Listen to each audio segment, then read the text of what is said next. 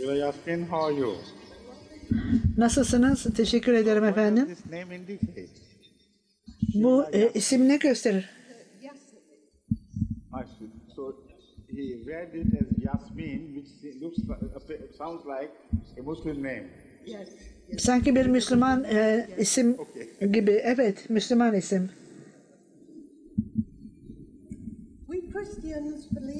Biz Hristiyanlar İsa Aleyhisselam'ın ikinci gelişine inanmaktayız. Müslümanlar bile ikinci gelişine inanmaktadır. Hazreti Meryem'in ikinci gelişine, İsa Aleyhisselam'ın ikinci gelişine. Mirza Ghulam Ahmed'in vaat edilen Mesih Aleyhisselatü Vesselam olduğuna inanmaktasınız. Halbuki İsa Aleyhisselam'ın yani Meryem oğlu İsa değildir o. Evet, ben bunu açıklayayım size. Bunu ilahi sözlerle İsa Aleyhisselam yani Meryem oğlu İsa'nın kendi sözlerinden açıklayayım size. O son otorite olmalıdır bu konuda. Ondan Elijah'yı getirin dediğinde yani Allah-u Teala'nın peygamberi göğe çıktı ve kendi tahtında oturuyor dediler. Ve o geleceği inanmaktaydı. Daha İsa Aleyhisselam'ın gelmesinden önce ineceğine inanıyorlardı. Cevabı neydi? O John the Baptist'e göstermişti. Parmağını bedenine öyle göstererek değil, orada değildi tabii ki. Fakat anlam olarak söylüyordu. O Elijah'dır. İşte bu beklenen Elijah yani. Sizin beklediğiniz Elijah budur. İster bunu inanın veya inanmayın, size aittir. Ona Elijah denilmemişti. Onun ismi John'du. Zekeriya'nın oğluydu. Yoksa aynı anne ve babadan Elijah eski Elijah'nın doğduğu gibi değildi. Bütün isimler farklıdır. Önceden verilen haberler görünüşte esas itibariyle çok açıkça fiziki, bedensel olarak Elijah'nın gökten ineceğine inanıyorlardı. İşte siz İsa Aleyhisselam'ın farklılığını burada nasıl ortaya koyarsınız?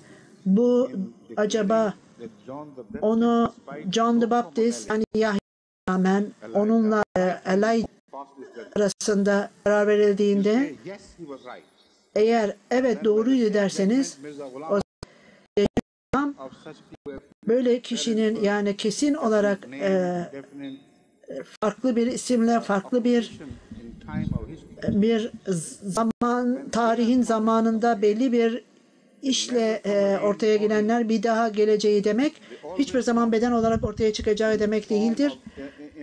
Daima karakter, maneviyat veya talimatlarla ortaya gelecektir. Eğer Mirza Ghulam Ahmed yanlış olarak alınıyorsa onu Meryem oğlu İsa bu alanda, bu anlamda alınırsa o zaman siz sadece bir Mesih değil, iki Mesih'i ne yazık ki reddetmeniz gerekecektir. Ya ikisini tutunuz ya da ikisini reddediniz. Çünkü karar verilmiştir artık. Ve sizin bir Mesih ile öbür Mesih'i ayırmanıza izin verilmeyecektir. Bunlar benzetmelerle yapılan ifadelerdir ve önceden verilmiş haberlerdir. Belli özel kişiyle ilgilidir. Ve onlar sadece Musevi dinde, İslam'da olan şeyler değildir. Bunlar bütün dünyanın her tarafında yapılmıştır, verilmiştir. Fakat bunlar kelimeseldir. Onlar insanoğlunun tarihinde bir kere bile yerine gelmemiştir. Metaforik olarak tabii ki.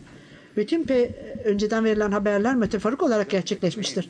Şimdi siz iddiayı Hazreti Mirza Ghulam Ahmed'in durumunu daha önce dünyanın her tarafında daha önceki yüce insanların yeniden geleceği iddiası ile ilgili olarak karşılaştırın. Bu reenkarnasyon demek değildir. Yeniden hayata gelmek demek değildir.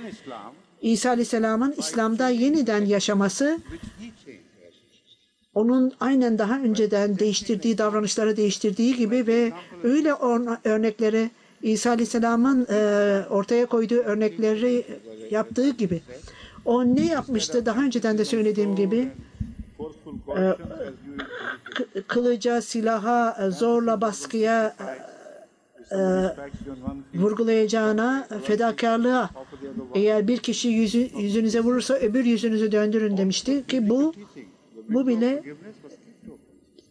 bu bile İncil'in açık bıraktığı bir penceredir. O uygulama olarak bütün öç alma pencerelerini kapatmış ve diğer pencereleri açıklamıştı, daha da açıklamıştı. Eğer bir kişi size vurursa sabırlı olun. Size birisi küfür ederse ona dua ediniz. İşte İsa Aleyhisselam, Meryem oğlu İsa'nın ruhu ve davranışı buydu. Teşekkür ederim. Pinky Bradford'dan. Tin Kay. Come all the way from Brighton for this purpose? Bracknell'dan geldim. I would like to ask. Efendim ben size Please raise the microphone or lower. mikrofonu kendi boyunuza göre uzatın veya kendiniz eğiliniz aşağıya. I would like to ask. There's a lot of suffering in the world, of course. Dünyada çok acı çekmek vardır. People of different religions. Farklı dinlerde farklı liderler bir araya gelerek bu Mesih olarak inandığınız kişi biz önceden verdiği haber var mıydı? Beraber bütün dinler bir araya gelecektir diye. Önceden verilen haberler bütün dünyada vardır diyor huzur. İnsanoğlunu bir din altında birleştirme amacı. Fakat hiçbir zaman herhangi bir yerde bütün dinlerin bir araya gelerek bağlaşması ve birbirine kaynaması hiçbir zaman olmamıştır. Birlik doğacaktır ve büyük bir çoğunluk kazanacaktır ve devam edecektir. Fakat birlik zorla bütün farklı güçleri, ideolojileri bire çevirerek onları bir konu altında birleştirmek mümkün değildir. Bütün dinlerin iddiası benim anladığıma göre altın çağdan bahsettiklerinde insan bir bayrak altında toplanacaktır demek anlamı ilahi bir hareket yavaş yavaş ideolojilerin değişerek, düşüncelerin ve davranışların değişerek yeni bir varlık ortaya çıkacak ve bütün bu güçleri birleştirerek ta da genişledikçe genişleyecek ve herhangi bir coğrafi felsefeye veya ırk felsefesine dayanmayacak, ancak evrensel felsefeye dayanacaktır. Bütün dünyadaki insanlar bir araya gelecek ve birbirleriyle karşılaşacak ve aynı kaliteyi paylaşacaklardır. İşte biz inşallah insanlığın İslam bayrağı altında birliğini sağlayacağız inşallah. Javed Tanvir Hi Bekam'dan. Esselamu Aleyküm. Originally, you are from the Punjab? Yes, from Lahore. Pencap'tan mısın? Lahor'danım. Lahor'danım From efendim. walled city or from outer Lahore? Lahor'un dışından mısınız? Okay. So that means you must have migrated from East Punjab and settled there. Doğu Pencap'tan mı geldiniz? No? You are originally Hayır efendim. or from Lahore- some other district? NWFP. Oh, so that's Endaf Lafi'ye aitim. Evet anladım. true Lahoris are Lahoriler, gerçek Lahoriler walled city. şehrin duvarları içerisinde vardır ve onların stilleri değişiktir. Diğerleri ya göçmendir veya farklı yerlerden gelirler. Teşekkür ederim. Lütfen. Aynı konuyla ilgili olarak, daha önce de tartışılan konuyla ilgili olarak. İsa Aleyhisselam'ın gelişiyle ilgili olarak bu ne kadar doğrudur? Of similarities Is that what you Benzerlikler söylemek istediğiniz, sormak istediğiniz o mudur? Yani biz benzerlikleri we believe in? Mesih, bizim inandığımız Mesih ile İsa Aleyhisselam'ın yeniden gelişiyle ilgili olarak ve ilk İsa Aleyhisselam Correct? onun imajı So, but I want to Bana sabretmeniz gerekir. Tabii ben yorulmayacağım diyor Huzur. to you if you Sadece size birkaç örnek vereceğim. you are a Muslim. Siz Müslümansınız. You should Değil also mi? bear in mind that the Holy Quran, Ayrıca aklınızda tutunuz ki Kur'an-ı Kerim benzerliklerden bahseder. Musa Aleyhisselam ve Muhammed sallallahu aleyhi ve sellem'in benzerliğinden bahseder değil mi? Evet efendim.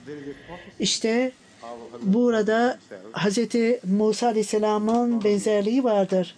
Deuteronomy'de 22. verse 18, 18. Ayeti kerime. that a prophet would be raised from Peygamber, brethren. sizin kardeşlerinizin arasından bir peygamber ortaya çıkacaktır. What are the similarities Bu benzerlik nedir? Musa Aleyhisselam'la Hazreti Muhammed sallallahu aleyhi ve sellem arasında benzerlik nedir? Önce bu sorunun cevabı verilmelidir. İkincisi, Hazreti Muhammed sallallahu aleyhi ve sellem önceden verdiği habere göre hem İncil'de İsa Aleyhisselam tarafından bahsedilmiştir. Orada onun talimatı, onun ifadesi Musa Aleyhisselam'dan farklıdır. Bunun anlamı Mesih, İslam'da bile bir Mesih ortaya doğacaktır.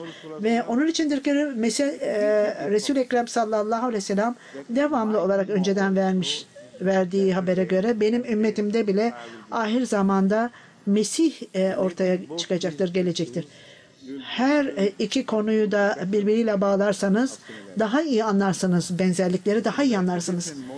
Benzerlik Musa Aleyhisselam'la Hazreti Muhammed sallallahu aleyhi ve sellem arasındaki benzerlik, her ikisi de yeni şeriat getirmişlerdi. Ve çok bir nevi ateş gibi büyüklüğü olan, asilliği olan, burada bu şeriatta Allahü Teala tamamen kendi hayatları içerisinde başarılı olacaklardı. Dünyayı daha bu şeriatın yerleşmesini görmeden önce bu dünyadan göçmeyeceklerdi. İkincisi, bu devamlı bir hareketi gerektirir. Devamlı hareket and sword gücü ve silahın kullanılması ile ilgilidir. Ne zaman onlara karşı silah kaldırılırsa Musa Aleyhisselam'a da izin ve Resul-i Ekrem sallallahu aleyhi ve sellem'e da izin verilmişti silah kullanmak. İşte bu benzerlik ikisinde de görülür. Bundan sonra enforcement of law takes place many centuries. The real bu şeriatın yerleştirilmesi birçok asırları gerektirdi. Ben siyasi bakımdan konuşmuyorum. Fakat bu şeriatın insanlara yerleşmesi ve alışkanlıklara yerleşmesi çok geniş bir zaman aldı. İslam'ın daha başından itibaren İslam insanların inandığı gibi silahla yayılmadı. Bu mesajın yayılması, onlara götürülmesi mesajın ve Kur'an'ın değerleri onlara zamanın Müslümanları tarafından uygulanan Kur'an'ın talimatlarının onlara getirilmesiyle gelişti. Bunun zikredilmesi gerekir. Çünkü burada birçok Müslüman olmayanlar var. Belki de İslamiyet'in yayılmasının ancak silahla olduğunu düşünebilirler.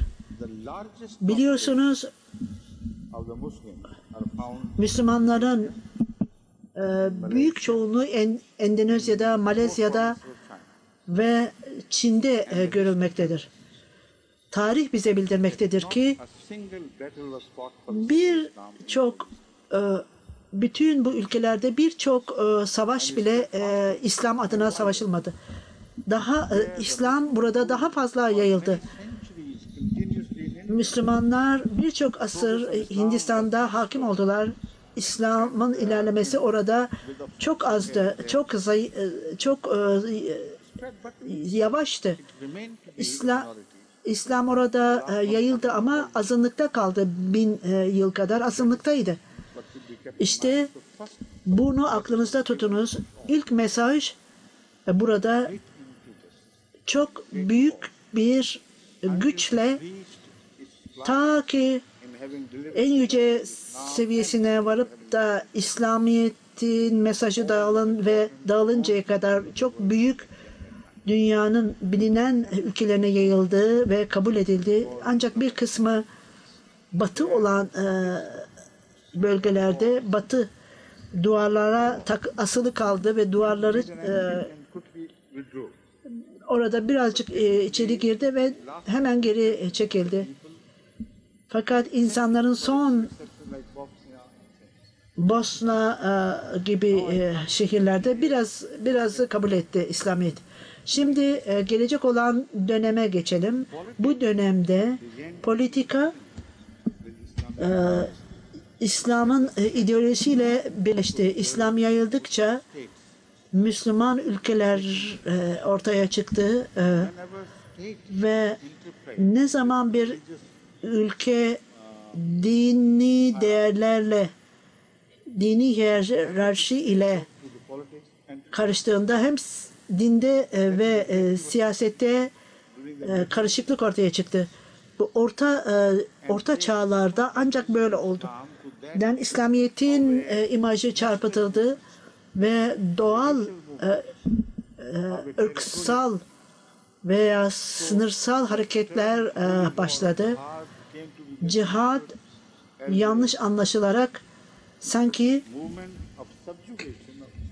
bir nevi bütün dünyanın insanlarını baskı altına alma, siyasi olarak olsun, ideolojik olarak baskı altına almak gibi. Yani kendi sanki yani gırtlaklarına basmak suretiyle bunu yerleştirmek gibi geldi. Bu nasıl anlaşıldı bilemiyorum diyor huzur.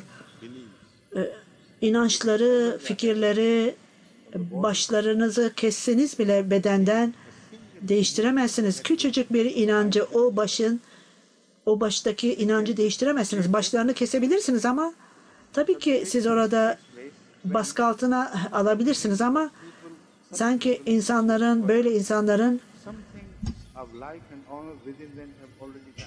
kendilerinde hayatları öldüğünde ne Hristiyan veya Müslüm veya herhangi bir dine ait olmadıkları zaman bunu yaparsınız.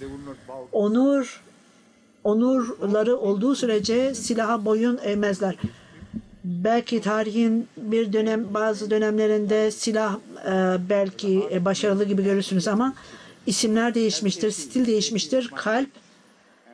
Kalpler eğer ateist ise ateist olarak kalacaktır ve çöküntüye uğramış ise çöküntüye uğramış olarak kalacaktır. Şimdi bunları bir tarafa bırakalım. Böyle durumda duruma dönelim. Kalpler taşlandığında mesaj zorla, dünyanın ideolojisi zorla Müslüman ülkelere yaptırımlarda, Müslüman olmayan ülkelere baskı yapıldığında bu aynen diyor huzur İsa Aleyhisselam'ın zamanındaki olduğu durum değil miydi? İşte bu savaştı. Bütün Hristiyanlarla Museviler arasındaki farklılık buydu. Onlar biz İsa'yı bekliyoruz. Başında tacı olacak, tahtı olacak. Böyle bir İsa bekliyoruz. Bu isyan Roma İmparatorluğu'na isyankar olacaktır. Siz geldiniz, bizi köle mi yapmak için geldiniz? Siz bize bunu mu İsa Aleyhisselam'ın ruhu diyorsunuz? Biz bunu reddetmekteyiz. Anlamsızdır diye isyan ettiler Museviler. İsa Aleyhisselam tamam dedi. Ne isterseniz yapınız ama acı çekeceksiniz sonunda. Ve gerçekten öyle oldu.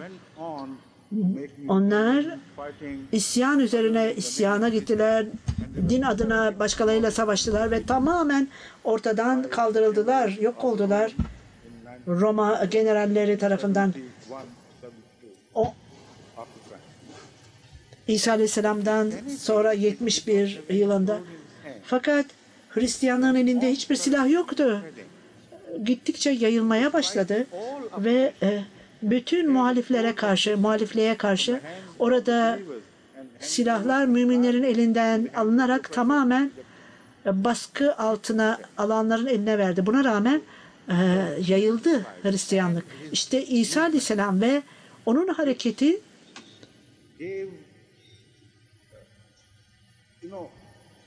Biliyorsunuz, şeref ölçüsü Musevilere başarılı verdi. Eğer İsa Aleyhisselam gelmeseydi, Musa Aleyhisselam'ın mesajı, Tevrat'ın talimatlarının hiçbir şekilde bir güzellik olmayacaktı.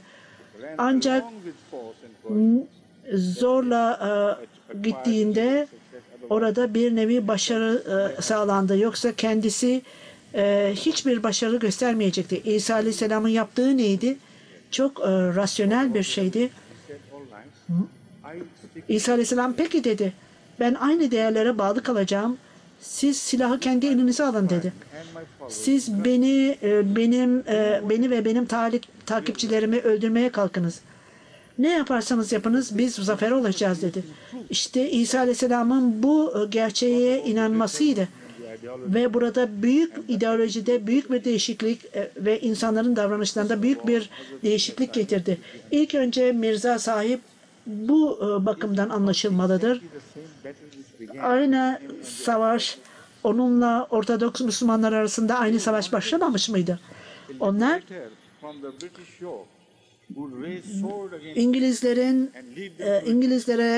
İngilizler onlara silah kaldırmıştı ve onları kurtarmak istiyordu. Yani Mirza Bey'in onları kurtarmasını istiyordu. İkbal bile biz bu kölelere inanmamaktayız. Allah-u Teala'nın peygamberine aşağılayacaklarını.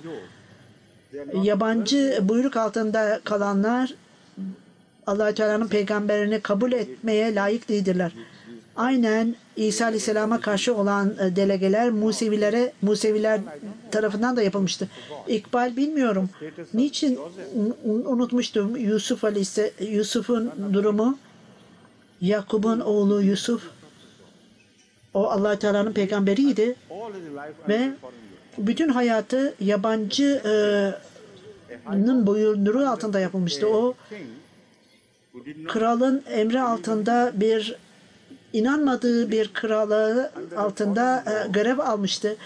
Yabancı bir hükümetin altında yaşaması insanlara böyle bir insanı reddetme hakkını vermiyordu. İkbal yolculuğunu Yusuf'tan başlamalı. Ondan sonra İsa Aleyhisselam'ın kendisine gelmeli. Ve işte orada köle bir peygamber iddiası gider. Ta ki diyor huzur, Mesih Aleyhisselatü Vesselam İsa Aleyhisselam'la ortak bir şey yapmadığı sürece İsa Aleyhisselam'ın mesajının ve kendisinin gerçeği olarak kabul edilmezdi. Hepsi bu değildi. Ondan sonra ne oldu biliyor musunuz? İsa Aleyhisselam ve onun takipçileri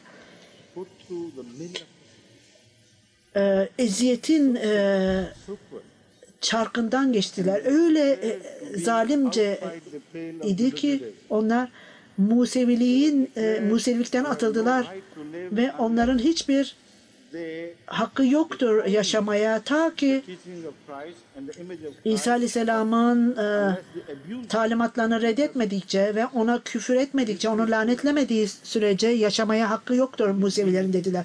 Tarih bunlarla doludur ve Pakistan'da bunlar devam etmektedir siz geldiğiniz gibi. Zavallı Ahmedileri yakalarlar ve Mirza Ghulam Ahmet'e küfür ediniz. Yoksa sizi bırakmayacağız. Bazen onu öldürmektedirler. Çünkü küfür etmeyi reddederler veya döverler onları. Ta ki baygın bırakırlar. Bazen yanlış iddialarda bulunarak hapse atarlar. Biz bunu yaptık çünkü böyle bir kişi haşa Hz. Muhammed sallallahu aleyhi ve sellem'e hakaret ediyor derler. Öyle şerefli bir kişi her fedakarlığı ortaya koyan ve zorla böyle gerçeği kabul etmeyen veya yanlışlığı kabul etmeyen, zorla kabul etmeyen bir kişi dürüsttür. Aksi halde kendi inancı adına fedakarlık yapamaz. Ben Muhammed sallallahu aleyhi ve sellem'i seviyorum, inanmaktayım. Mirza Ghulam Ahmet Kadiyani, bütün onuru ondan almaktayım ve sonuç olarak o benim efendimdir dediğinde Onu reddetmeye hakları yoktur ve devam ede gelir bu. Bugüne yine bir tarihin tekrarıdır diyor huzur. Davranışlar değişti ve Hristiyanlığın, İsa Aleyhisselam'ın takipçileri zalimce kendi asil davranışlarından dolayı zalimce davranıldı onlara. İşte aynen bu Hz. Mirza Sahib'in takipçilerine de aynı şekilde yapılmaktadır. Onlar çalmaktan dolayı dövülmediler. Başkalarının haklarını elinden geçirmekten dolayı dövülmediler. Yalan iddialarda bulundukları veya şahitlik yaptıklarından dolayı dövülmediler.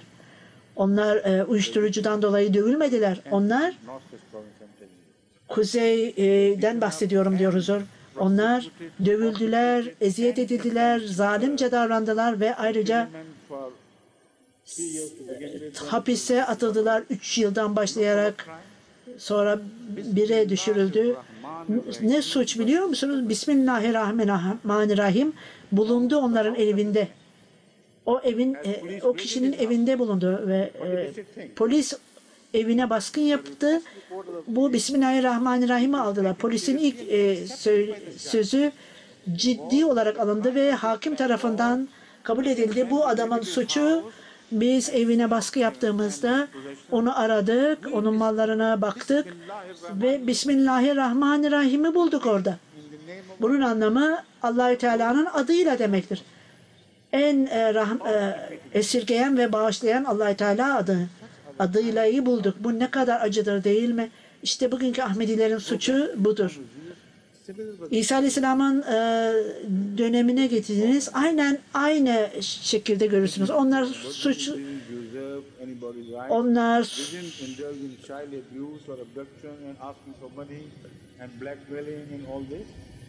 Onlar hırsızlık yapmadılar, çocukları tecavüz etmediler, başkasının mallarına haksızlık etmediler. İşte gidin Pakistan'a diyor huzur. Hoca efendilere bakın, bütün bu haklar onlara verilmiştir ama Ahmedilere la ilahe illallah deme hakkı verilmemiştir. Eğer söylerlerse ölüm cezası başlarının üzerinde asılır. Bu İsa Aleyhisselam'ın dönemindeki duruma benzemez mi? Bu da yetmez daha. Birçok kereler, birçok çoğunluk yok edilmiştir. Bu İsa Aleyhisselam'ın döneminde olmamıştı. Onlar Hristiyanlığı ortadan kaldırmaya, küçücük parçalara bölmeye çalıştılar. Ve her seferinde bu zalimlik çarkından kaçtıklarında, gittiklerinde daha da büyük oldu. Bu aynı şekilde Ahmediyet'te olan değil midir? Siz daha başka ne işaret, ne benzerlik beklersiniz? İşte ondan sonra zaman ölçümü. Musa Aleyhisselam ve İsa Aleyhisselam arasında 14 asır vardır. Resul-i Ekrem sallallahu aleyhi ve sellem'le Mirza Gulam Ahmet arasındaki zaman da 13 asırdır. İsa Aleyhisselam yeni bir şeriat getirmedi. Onun iddiasına göre Kur'an'ın talimatından bir noktayı değiştirmeye veya Resul-i Ekrem sallallahu aleyhi ve sellem'in sözünü değiştirmeye gelmedim de. Bu benzerlik yok mudur? Bu Ahmedi olma imkanını size yaratmaz mı? Bunun üzerinde düşününüz diyor huzur. Teşekkür ederim. Huzur, hanımların tarafından da soru var. Habibur Rahman Tukkin. Habibur Rahman. Mr. Mansur Tuting tarafından getirildi. Soru, İncil'in ve Kur'an'ın ilahi geçerliliği ve korunması ile ilgili olarak bize ışık tutar mısınız? Huzur, ilahi geçerliliği, kitapların ilahi geçerliliği en iyisi 2 ölçü ile ölçülebilir bana göre diyor huzur. İlk önce o talimatların kalitesi, ilahi talimatların kendisinde iyilik kalitesi vardır ve bu iddiaları, yani onun o iddiaları ve masumluğunu korur. Eğer bir kişi şeytani ise iç motif veya kendi ilgisiyle bir şey söylüyorsa onun talimatı çöküntüye uğramıştır. Talimat dürüst ise ve dosdoğru ise işte o zaman böyle bir talimat hatalı olarak reddedilemez. İşte ondan dolayıdır ki Kur'an-ı Kerim devamlı olarak bütün dini talimatların ortaklığından bahseder. Kur'an-ı Kerim işte ilahi kitabı Allah-u Teala'dan gelip gelmediğini düşünebilirsiniz. İşte aynı talimatlar diğer dinlerde getirilen talimatlarda aynıdır. Yalancı bir insan herhangi bir gerçeği desteklemek için kendi bir takım iç motiflerine göre gerçekleri desteklemeye bir iddiası yoktur. Bütün insanlar yanlış olarak Allah-u Teala'dan geldiklerini söylediklerinde tarihin topraklarına gömülmüşlerdir. Bu talimatları uyduranlarda çarpıklık vardır. Onlar kendileri için bir belki oyun veya destekçi tutmuşlardır, gruplara olmuşlardır. Fakat hiçbir şekilde tek başına herhangi bir destekçisi olmayan bir kişiyi ve onun talimatları Allah-u Teala'ya atfeden talimatları kesinlikle dürüst, sade ve iyiliğe dayalıdır ve hikmete dayalıdır o talimatlar. İşte bir nevi Kur'an'ı ve İncil'i karşılaştırmak veya diğer ilahi kitaplarla karşılaştırmak için talimatların köküne ininiz. Temel olarak iyi midir, kötü müdür? İkincisi, bunu Allah-u Teala'nın yarattığı tabiatla karşılaştırırız. Eğer tabiata uygun olmayan bir iddialar varsa o talimatlar reddedilmelidir. Aynen bu doğal olmayan iddialar olduğu sürece reddetmek gerekir. Bu karışıklığı ortaya çıkartır. Eğer doğal olmayan talimatlar ilahi kitaplar tarafından desteklenmezse burada iki ihtimal vardır konuyu sabitleştirmek için. Ya doğal olmayan talimatlar insan tarafından buraya getirilmiştir.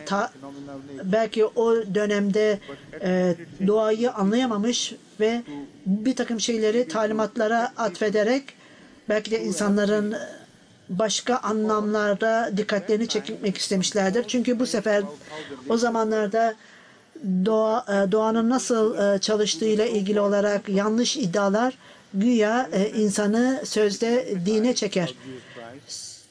Örneğin İsa Aleyhisselam'la ilgili olarak bu yeryüzünde doğmuştur. Güneş, aylar orada doğan ve dünya dönmez demesi.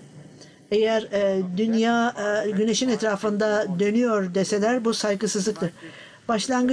Başlangıçta bütün Hristiyanlar aynı fikirde idiler. Onların kendi anlayışlarına göre yani dünya dönmüyordu ve devamlı dünya sabit olarak kalacaktı.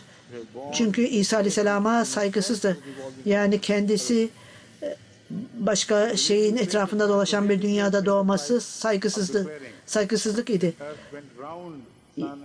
Eğer dünya diğer gezegenlerin etrafında dönüyor demek saygısızlıktı. Fakat o son derece cesurdu. Ta ki kilise ben iddiamı çekmekteyim, bilimlere karşılık bilime karşılıktı bu demekle bu düşüncesini geri aldı. Bu istisnadır. İncil'e baktığınızda kritik olarak hiçbir zaman bu Allah-u Teala tarafından iddia edilmemişti. Ne iddia edilmişse bu ya yanlış olarak anlaşılmış veya o çağın insanları tarafından evreni yanlış anlayanlar tarafından ortaya konulmuştu. Bu ikinci kriteriye bile çok önemlidir. Kur'an-ı Kerim'e göre İncil Allah Teala'nın sözüydü. Fakat bir şart vardı ki Allah Teala'nın sözü insanlar tarafından değiştirildi ve açıklandı. Nerede tezat varsa Allah Teala'nın sözüyle diğer sözler arasında değildi. Bu insanoğlu tarafından yaratılmış bir karışıklıktı. İşte diyor huzur, bu uzun bir konudur ve şimdi zaman kısalmaya çalışmaktadır diyor huzur. 6 dakikamız kaldı diyor huzur. Huzur bizim nasıl gerçeğe inandığımızla ilgili olarak İncil'de, Tevrat'ta, Kur'an'daki gerçeklere nasıl inandığımızı, görünüşte tezat olmasına rağmen, görünüş olarak tezat olmasına rağmen neye inandığımızı size fikir verir. Şimdi Habibur Rahman Talupdar Tutin'den davet ediyorum sorusunu sormak için. Habibur Rahman Talupdar. This is not a simple question. Basit bir konu. İslam bilimsel deneyden bahseder mi acaba? Gelişmeyi destekler mi? İkincisi, Kur'an-ı Kerim'de atom enerjisinden bahsedilir mi acaba? Huzur cevap olarak İslam esas itibariyle sadece İslam'da değil, hiçbir din, yeryüzündeki hiçbir din Allah Teala'nın sözüyle davranışları arasındaki bir tezat yoktur. Bu tezat hiçbir zaman kabul edilemez. Biz buna inanmaktayız ve Allah Teala'nın izniyle bunu ispat ederiz. Bütün dinler başlangıçlarında aynen Allah Teala tarafından yaratılan tabiatla aynıydı ve biz sadece Kur'an-ı Kerim'e değil, İncil'i bile savunmaktayız bu konuda. Biz Hristiyanlara ve Musevilere lütfen bunları kelimesel olarak almayınız. Onları Kur'an'ın aynı konuda konuştuğu konularla ilgili olarak anlamaya çalışırsanız bu İncil'in ayetlerini anlamaya başlarsınız. Belki tabiatla tezat gibi görülmesine rağmen ona göre anlayınız. Kur'an-ı Kerim devamlı olarak insanlara akıllarını kullanmalarını ister. Afala takilun der Kur'an-ı Kerim. Niçin bu insanlar kendi akıllarını kullanmazlar? Allah Teala onlara akıl vermiştir. Veya kendi kalplerinde anahtar mı, kilit mi vardır? Bir din hikmeti, anlayışı vurgular. Fakat ne yazık ki sözde o dinin sahipleri tarafından bu hikmetleri Kur'an ve İslam'la ilgili olarak hikmeti kullanmazlar. Onların hatasıdır. Kur'an-ı Kerim'in hatası değildir. İkinci soru aynı şekildedir ve özellikle atom enerjisi ile ilgili olarak. Atom enerjisinin Kur'an-ı Kerim'de zikri var mıdır? Hiç şüphesiz atom enerjisinin ve ayrıca atom patlamasıyla ve ayrıca onun sonucu ile ilgili olarak ve son derece tehlikeli ve radyasyon bulutları yayılarak bütün dünyayı altında ki hayatı tahrip edeceği Kur'an-ı Kerim'de zikredilmiştir. Bununla ilgili olarak ben Kur'an-ı Kerim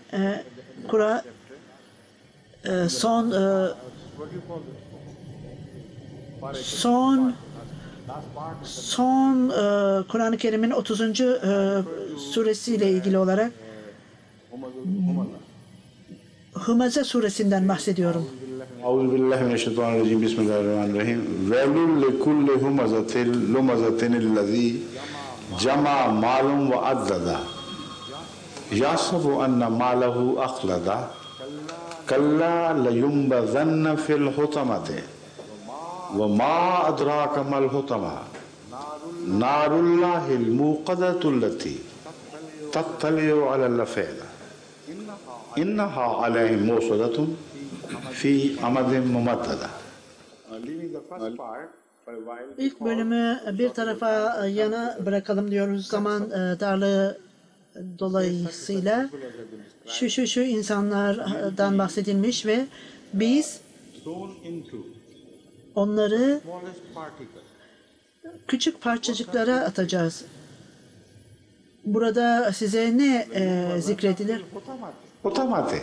And Ve yumellahu hutamate.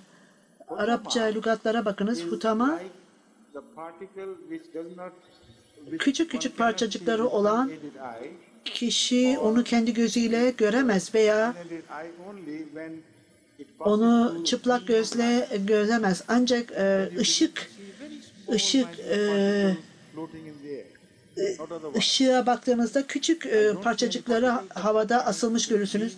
Bazen bir ışık, küçücük bir ışık varsa havada küçücük parçacıkların asıldığını görürsünüz. İşte bu hayret vericidir diyoruz. Bu tam yetmez. Fil hutamate. And the next raised Bundan sonraki soru ma adraka. harika bir sorudur.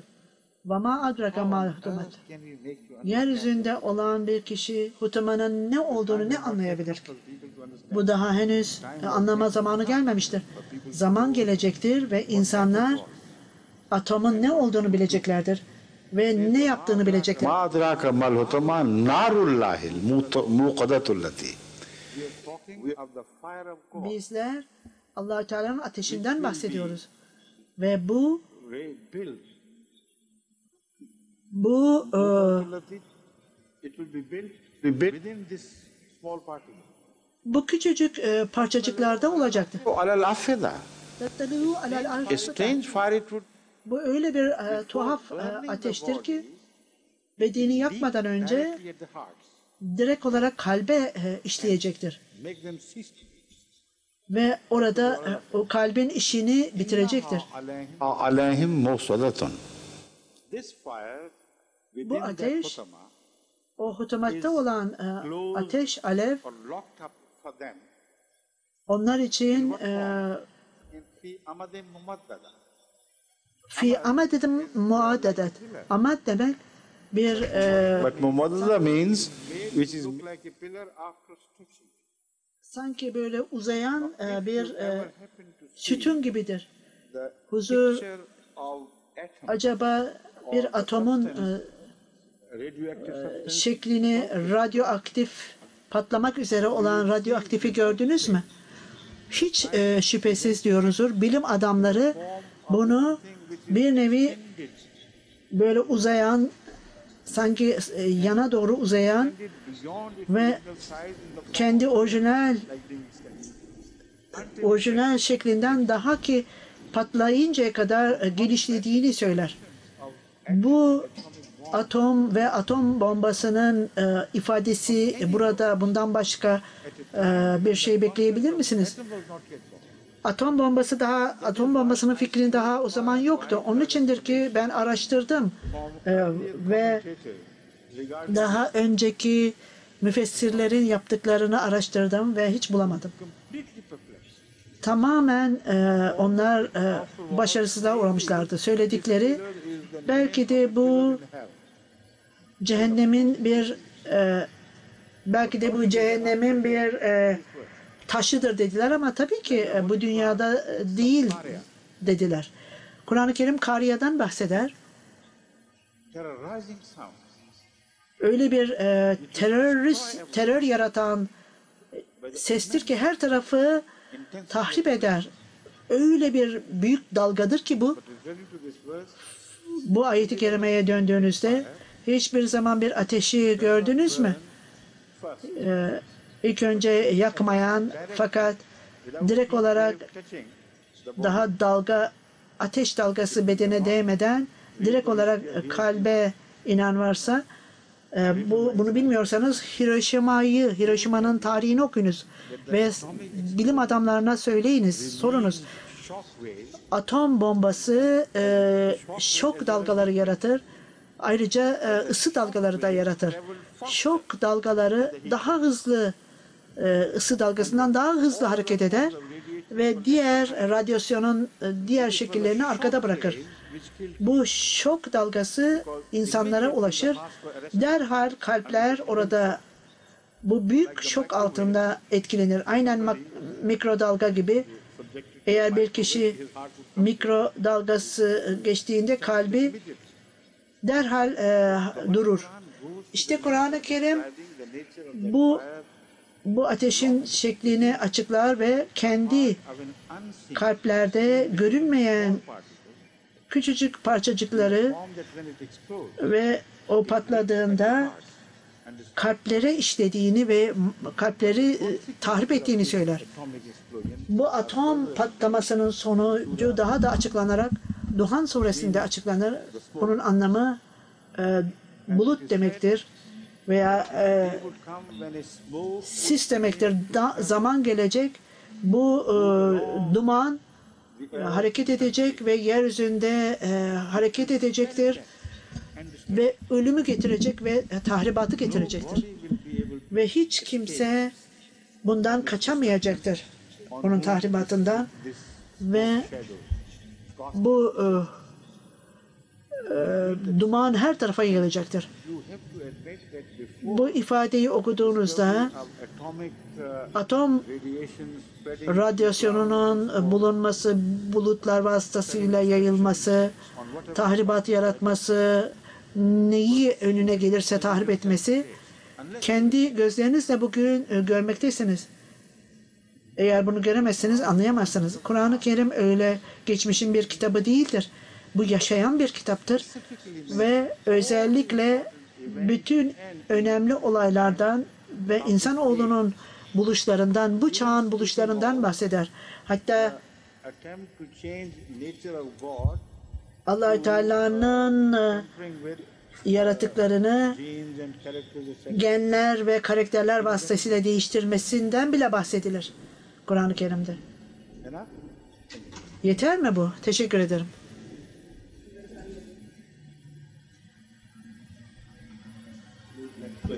Huzur, bundan sonraki soru son soru efendim.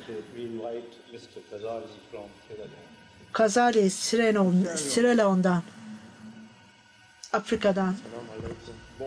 Esselamu Aleyküm ve Aleyküm Selam ve Rahmetullah.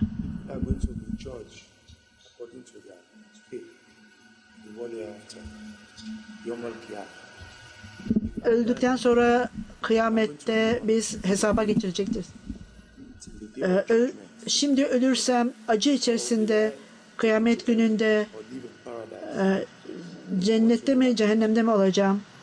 Acaba ne olacaktır? Bu konuda ben çok uzun konuştum birçok kereler diyoruzdur. Belki de bu konuda tek konuda kitap bile hazırlanır. Bütün bu soruları toplayarak farklı açılardan cevaplandırdım. Kısaca söyleyeyim çünkü zaman zaten geçti diyoruzdur. Ben size bu konuyu insanların ölmesini ve ondan sonra bir yeniden hayat şekline dönüşmesinden bahsedeyim.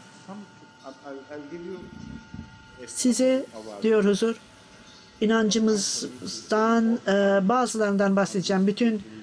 Bütün bu inançların dayandığı tartışmalardan bahsetmeyeceğim diyor huzur zaman darlığı delesiyle. Öldüğümüzde biz şuurumuzu kaybetmeyeceğiz. Yani ruh bizim bedenimizden ayrılacaktır. Ruh bilim adamları tarafından daha bilinmemektedir. Öyle bir şeydir ki ruh bedenden ayrıldığında beden derhal çöküntüye uğrar ve bir sıfıra iner beden. Artık bir bedende hiçbir duyu kalmaz. Beden ayrıca tahrip olur mu? Bu bedene mi bağlıdır? Yoksa devamlı olarak bedenle mi kalmalıdır ruh yoksa kalmamalıdır?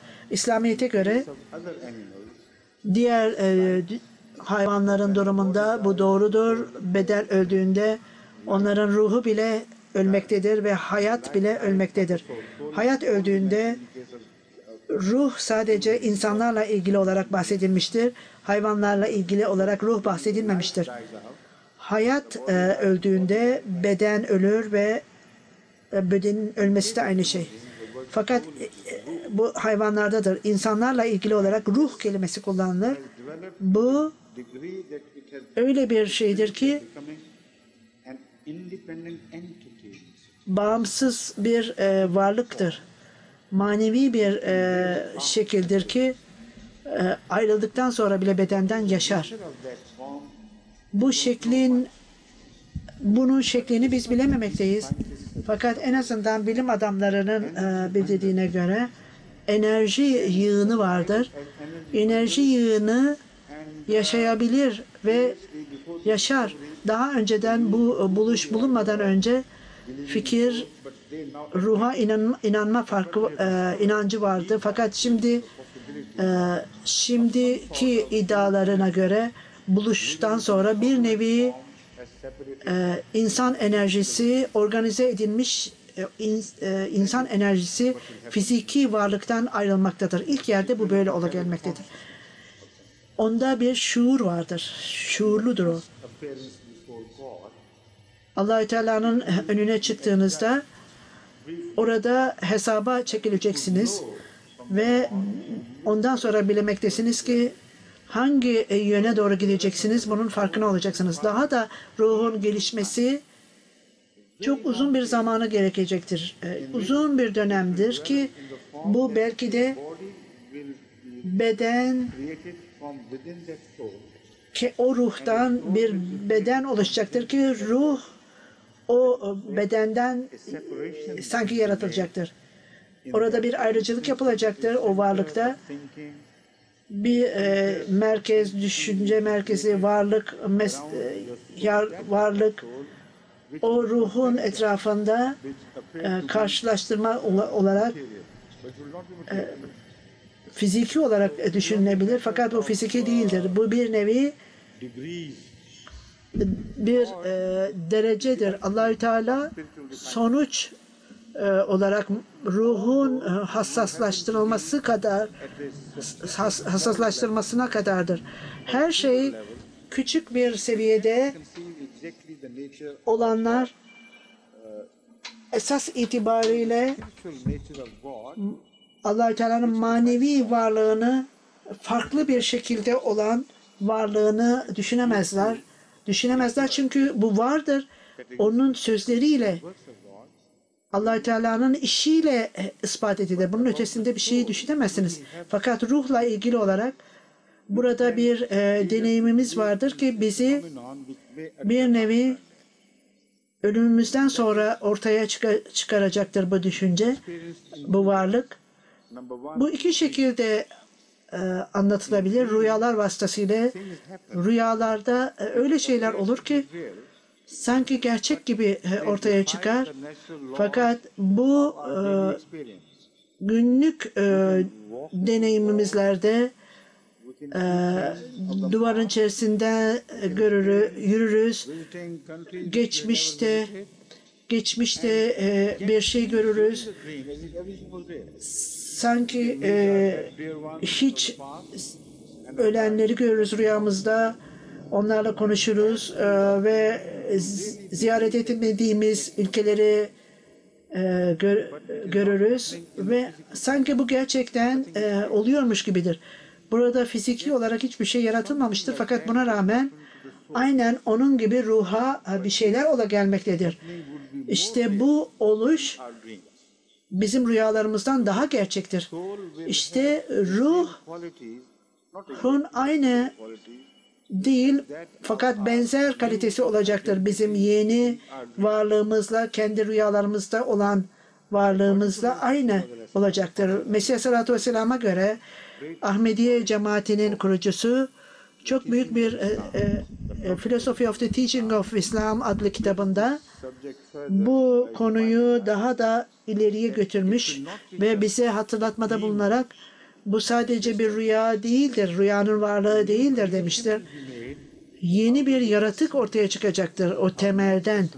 İnsanoğlunun kişiliğinden sonunda, ölümü sonucunda ayrılan o temelden yeni bir şey yaratılacaktır ki onun düşünceleri, davranışları, fikirleri, iyiliği, kötülüğü, davranışları, hassasiyeti, Allah-u Teala'nın sözlerini, itaatlerini, Allah-u Teala'nın şeriatına bağlı kalması, bütün bunlar devamlı olarak Hz. Mesih Aleyhisselatü Vesselam'a göre o kişilikte, o kişide kişilik yaratacaktır. Bizde bir şey, yeniden bir şey doğacak ve biz onu yaratmış olacağız ve biz cennetimizi yaratmaktayız veya cehennemimizi yaratmaktayız. Fakat biz bunun farkında değilizdir. Bir gün kötü bir insan uyanabilir ve kesinlikle fark edecektir ki o kendisini mahvetmiş olduğunun farkına verecektir. Bu fark ettiği gerçek değildir. İyi insanlar yavaş yavaş onun kendi asilliklerinin farkına varacaklardır ve o asilliğinin bir mükafatı olacaktır. İşte bir keresinde insanın şuuru yaratıldığında cehennem kötü insanlar için ve cennet iyi insanlar içindir diye yaratıldığında Mesih Aleyhisselatü Vesselam bu tesadüfi veya öyle hayvanların durumunda olacak değildir. Böyle bir asillik durumu, kötülük davranışları, onların sonucunda hayvanlar aleminde böyle bir kötülük duygusu yoktur. Allah-u Teala sonuç olarak ruhunda onların cehennemi, cenneti kendi davranışlarından doğacaktır. İşte Allah-u Teala'nın şekliyle Allah-u Teala onlara yeni bir şekil verecektir ve bu uzun zaman alacaktır. İşte sura üflendiğinde bütün insan ruhları yeni bir beden, yeni bir ruhla yeniden doğacaklar ve eğer